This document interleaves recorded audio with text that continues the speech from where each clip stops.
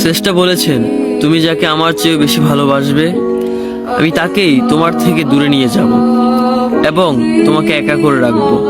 তিনি আরো বলেছেন, কখনো বলবে না তুমি তাকে ছাড়া বাঁচবে না, তবে তাকে ছাড়া আমি তোমাকে বাঁচাবো এবং পিছনের অনুগত সব আবেগ পুড়িয়ে নিয়ে তোমাকে দিব্যি সামনে নিয়ে যাব।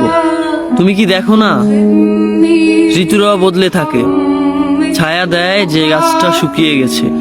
তোমাদের ধৈর্য হারিয়ে যায়, কিন্তু তোমার শ্রেষ্ঠা ধৈর্যশীল এবং পরম দয়ালু। সেই ঝরে যাওয়া পাতার ঢাল থেকে আবারও সবুজ পাতা গজায়।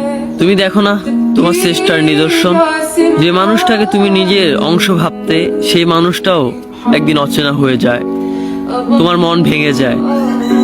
এমনকি তোমার বিশ্বস্ত বন্ধুরাও স্বার্থ পুড়িয়ে যাওয়ার পর বিশ্বাসঘাতকে পরিণত হয়। তুমি কি তা দেখো না? যে মানুষটাকে নিজের জীবনের চেয়েও বেশি ভালোবাসতে সেই মানুষটাও প্রতারণা করে। তবে তুমি কেন চেষ্টার বিমুখ হয়ে মানুষকে ভরসা করো? অদ্ভুত এই পৃথিবীতে, যখন তুমি ভাবো এটা হবে না কখনোই, কিন্তু কিছুক্ষণ পর সেটাই হয়। সেটাই হবার নয় কি? তুমি বলো আমি পড়বো না, অথচ তুমি পড়ো।